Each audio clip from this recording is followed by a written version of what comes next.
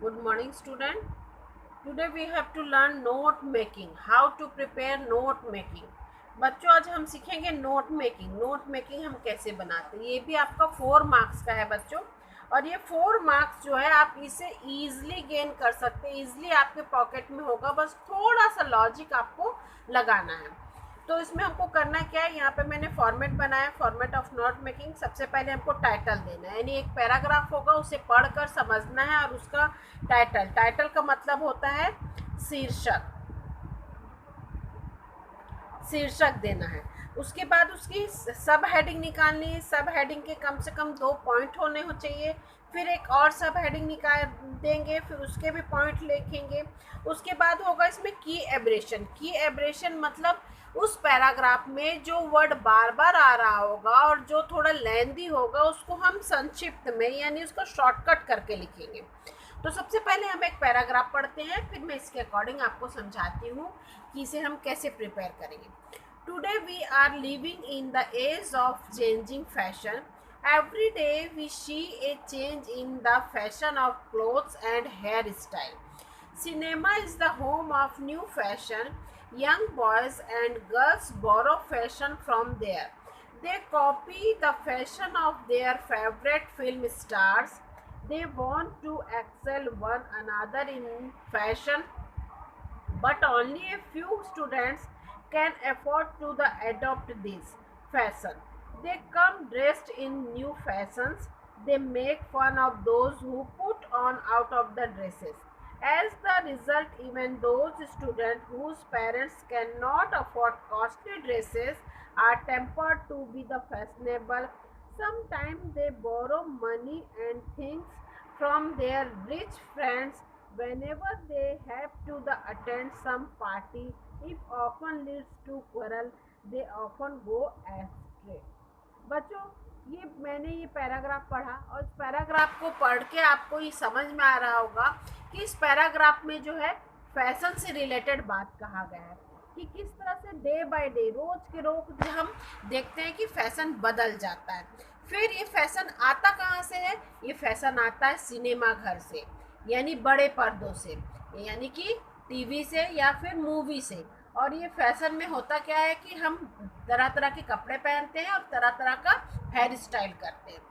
फिर हमने देखा कि इसमें नेक्स्ट पैराग्राफ में बोला गया कि कुछ लोग जो होते हैं अपने फेवरेट फिल्म स्टार और अपने प्लेयर्स को फॉलो करते हैं, उनका ड्रेसिंग सेंस, उनका हेयर स्टाइल को बोरो करते हैं। उसमें से कुछ स्टूडेंट्स जो होते हैं वो रिच फैमिली के होते हैं, तो वो इजीली उनको कॉपी कर पाते हैं। लेकिन कुछ बच्चे जो कि जिनके पेरेंट्स ये सब अफोर्ड नहीं कर पाते हैं, वो या तो टेम्पर्ड हो जाते हैं, या तो उनका मेंटली वो डिस्टर्ब रहते हैं, या फिर क्या करते हैं कि वो अपने रिच दोस्तों से उधार ले लेते हैं, चाहे कभी पैसा उधार लेते हैं, कभी कपड़े उधार लेते हैं और इस तरह से फैशन को फॉलो करते हैं। तो देखा जाता है कि धीरे धीरे वो जो है अपने रास्ते से भटक जाते हैं, जहाँ लास्ट में लिखा है they often go to astray. तो इस तरह से मैंने ये पूरा पैराग्राफ को आपको समझाने की कोशिश की। तो इसके अकॉर्डिंग अब आप बताइए कि इसका टाइटल क्या होना चाहिए। यस, बिल्कुल सही आपने सोचा।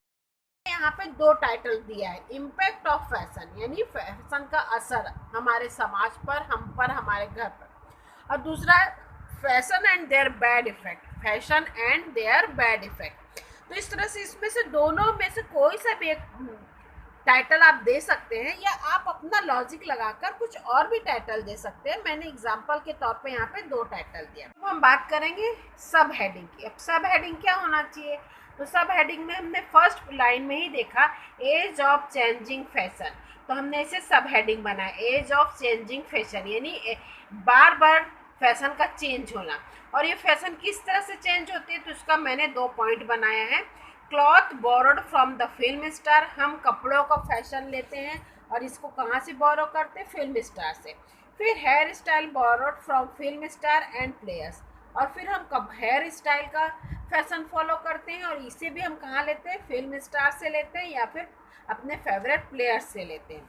फिर सेकंड सब हेडिंग मैंने दिया है cinema is the home of new fashion. Cinema is the home of new fashion. अब ये सिनेमा जो है, मूवी जो है, ये यही होती है मेन एक्चुअली मेन कॉज होती है फैशन का बार बार सोसाइटी में आने का। तो इसका इफेक्ट किसके ऊपर पड़ता है? Young boys and girls, young boys और गर्ल्स के ऊपर, है ना। और उसके बाद है they want to excel one other, वो हमेशा अपने आप को दूसरे से बेहतर साबित करते हैं। फिर मैंने थर्ड एक और सब हेडिंग दिया है, सब heading all are not afford to adopt this fashion, हर कोई इस फैशन को अडॉप्ट नहीं कर सकता। तो कौन कर सकता है, इसे मैंने 2 पॉइंट में दिया है। They borrow many things from the rich, वो लोग जो अडॉप्ट नहीं कर पाते हैं, जो अफोर्ड नहीं कर पाते, वो बोरो करते हैं रिच लोगों से। और फिर मैंने एक और पॉइंट दिया, they often go to astray, और अक्सर ऐसे लोग बिगड़ जाते हैं, रास्ते से भटक। और सब हेडिंग निकाले और सब हेडिंग के अकॉर्डिंग उसमें पॉइंट की एब्रेशन मतलब होता है शब्दों का संक्षिप्तीकरण। देखिए इस पैराग्राफ में फैशन जो है बार बार आ रहा था, मैंने फैशन को शॉर्टकट में लिखा FASH। स्टूडेंट्स बार बार आ रहा था तो मैंने STU लिख दिया। स्टाइल आ रहा था तो इसे STY कर दिया, और सिनेमा आया था तो उसे CINE कर दिया। तो इस तरह मैंने कुछ वर्ड्स है जिसको शॉर्टकट कर दिया। और थर्ड क्वेश्चन था give the noun from the word at attend, attend को अटेंड वर्ड का नाउन बनाना था तो इसे अटेंडेंस किया गया। इस तरह से आपको नोट मेकिंग में जो क्वेश्चन होगा पैराग्राफ पढ़ने के बाद, जो क्वेश्चन के लिए इंस्ट्रक्शन दिया गया होगा बच्चों, आपको वो करना है। मैंने इस तरह से नोट मेकिंग के थोड़ा सा फॉर्मूला आप लोग को समझाने की कोशिश की है। आई होप आप लोगों को समझ में आ गया होगा। और जो भी आपका व्यू है कमेंट्स बॉक्स में लिखकर मुझे श्योर बताएं बच्चों। Stay home, stay safe. Thank you.